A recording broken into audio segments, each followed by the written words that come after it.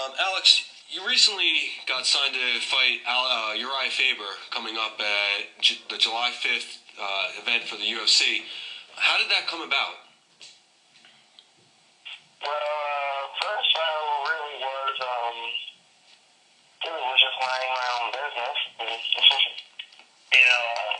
This guy kept on coming on Twitter, and tagging me in some of his posts, and it was saying that, I believe, the post said, through careful research, Alex Caceres is the only bantamweight available to fight Uriah Faber. Since, I guess, because Uriah needed a fight, I believe, after his last title shot from Brown, he needed a fight to get back into the circle again, and it seems as if nobody was either, like, I'm not entirely sure, like, either nobody was willing to fight them, or they had injuries, or maybe they just weren't available for some odd reason to fight Uriah Faber, so no one's taking that fight. And the guy on Twitter brought it to my attention. I'm pretty sure you can find his Twitter handle all over the place right now. He brought it to my attention and says, "Hey, would you be down to fight Uriah?" And I replied, "Yeah, that would be a crazy honor if I could get the fight with Uriah. But then we're going to see if the UFC wants Uriah, and if Uriah wants to fight me, right?" So a couple days later, my manager calls me and says, "Hey, man, are you trying to fight Uriah?" I'm like, "Well, I mean, this guy made clear that I'm the only person available to fight him, and if I want to fight him, I could, or I could at least ask for it." So Right. I did, and then they got in touch with Sean Shelby. Sean Shelby Sean Shelby was like, you sure you want to fight Uriah?" And I'm like, well, he wasn't talking to me, he was talking to my manager, and he was like, "Yeah, Bruce wants to fight him." And then he's like, "Oh man, Bruce doesn't have some balls on him if he wants to go against Uriah. And like, to me, it's an opportunity, because I am fighting, I had meeting people here in the 135 division, and a couple of tough guys, and I guess closer and closer I am getting to the top ranked people. Who better to fight other than Uriah? I mean, because anybody in the top 10 is really going to be a tough match anyway. We got a lot of strong wrestlers and strikers to boot there. So if I have the opportunity to jump from number 13 to number 1, sure, I'm going to take it, and I'm definitely coming ready. Now, I'm glad you brought that up because right now you are ranked number 13. None of your previous competition is ranked above you or anywhere in the top 10. Now, you're going from unranked or competition or people that are ranked below you right to the number 1 contender. What does that mean for you? Is this a no-lose situation because either you take out the number 1 contender and shoot up the boards, or if you put on a good show, you show that you belong up in the higher rankings for the bantamweight weight class? Well, I mean, when you really look at it, before my fights with any of my previous opponents, I was always ranked under them. So before I fought those guys, I was always the underdog. I was always ranked below those guys, so they were above me in ranking, And then I beat them, and then I guess I took their spot, and then I rose above that. Even Sergio Pettis was above me in the rankings, and he only had one fight in the UFC. Right. Until I beat him, and then I bumped up the ranks. So I was always the underdog, and so to me, this is none too different. I mean, I've been jumping up ranks only through each opponent. I have a fighting body that coming into the fight that was above them in ranking. I don't believe so, at least, unless they were like, I believe, the China and Japan fight, which were the 2 foreigners that came as newcomers into the UFC. Okay. Other than that, to me it's a win-win situation. I know that everybody thinks that Uriah is going to destroy me, and I guess this is the chance to prove that he can't do that, and he won't do that. It will be a fight, as well as if I do win, which I plan on going inside the cage with the intentions of winning, that will definitely be an even greater win on my part. And not only will I show people that I do belong here in the UFC, but I will also show them that I am one of the top contenders, and and show myself more importantly, because maybe I'm not. Maybe he'll run right through me like a wet tissue paper. Who knows? But all I know is that I will never know unless I don't go out there and give it a shot.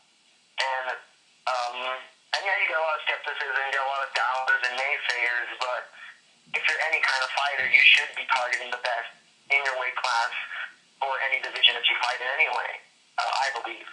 Absolutely, I agree with you.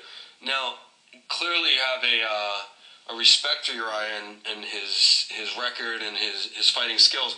What are some of the skills that you see him possessing that have made him so successful? From what I see, and watching Uriah fight for a very long time, especially growing up, I was watching Uriah fight. One of the biggest things that I see with Uriah is definitely he has a very hardcore drive, very explosive. I mean, because he's not necessarily doing anything different from the other wrestling-based fighters, but he's just doing it a lot better, a lot more hardcore, for lack of a better term. He comes out there and if he's going for a takedown, he's really going to go for the takedown. You know what I mean? Absolutely. Now, what weaknesses do you see in his game? Sorry, go ahead.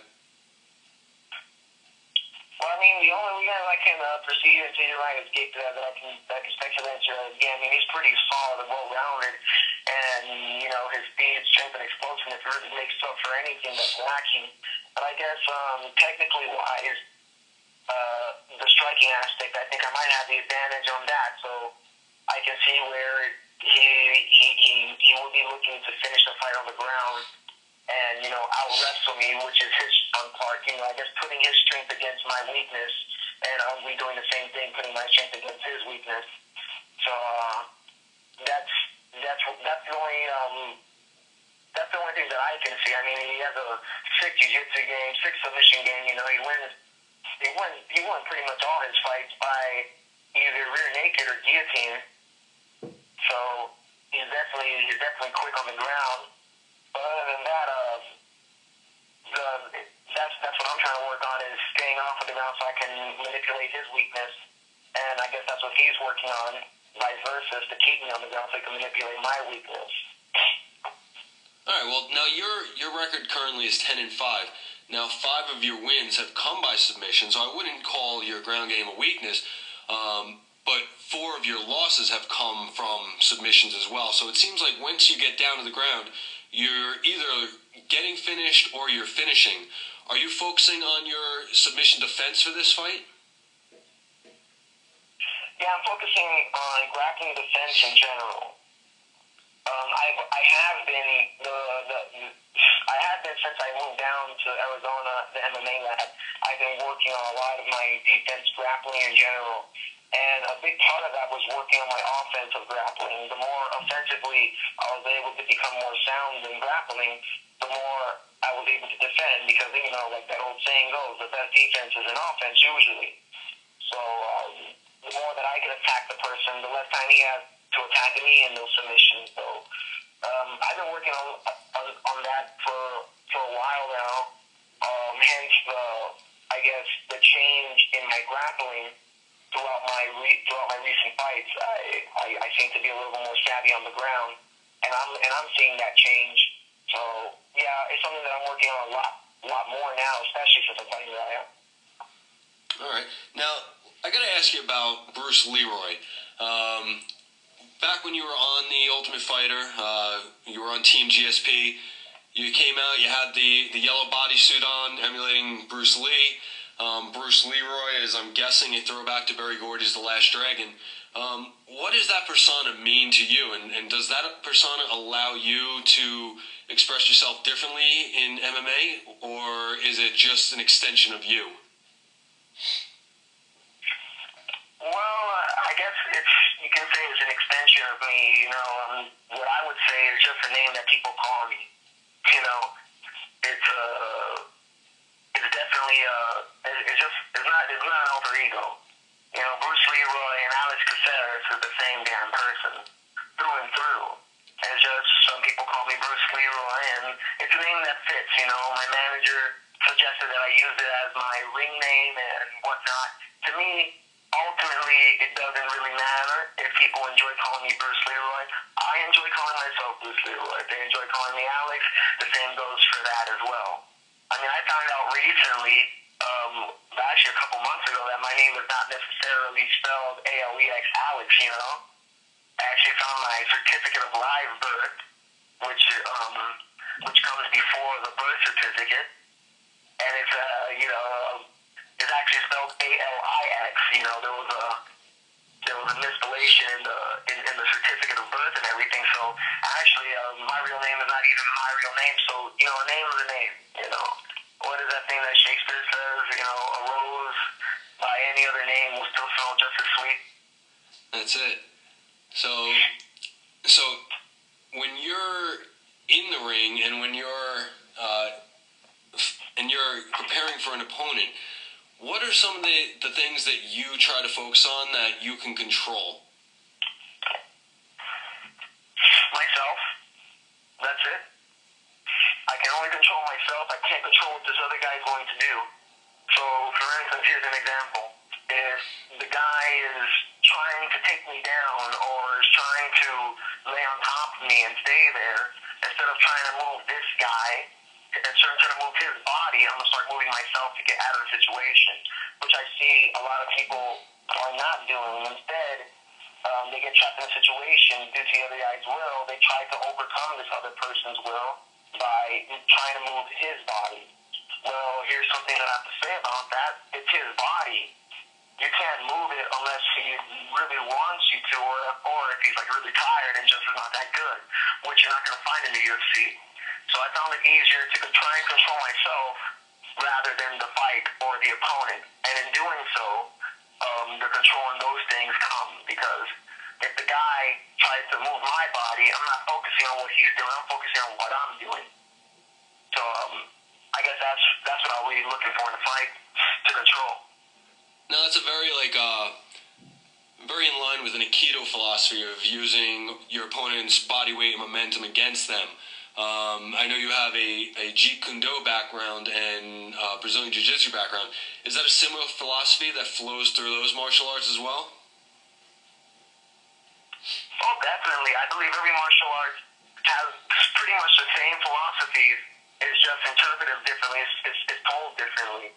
You know, same thing. You know, with a lot of religions. You know, they basically tell the same story. It's just written in a different book. It's just different people's interpretation of the martial arts. But really, ultimately, what I found in a lot of martial arts that I study is that softness usually overcomes hardness.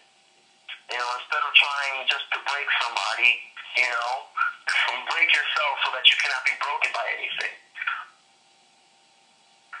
All right. Well, Alex, good luck in your fight coming up July 5th with Uriah Faber, UFC 175. When people want to keep in touch with you or keep up with what's going on in your life, where can they find you? They can find me on Instagram, which is Alex_Bruce Leroy_Caceres. And the Leroy's with two E's. You can find me on Twitter @BruceLeroyBro. And, you know, hit me up there. I'll get back to you. Usually I do pretty good about that nowadays. And you can get in touch with me, talk about diet, nutrition, martial arts, whatever stuff piques yours and my interest, you know? Absolutely. Well, once again, thanks for joining me for a couple minutes, and good luck. Oh, thank you for having me.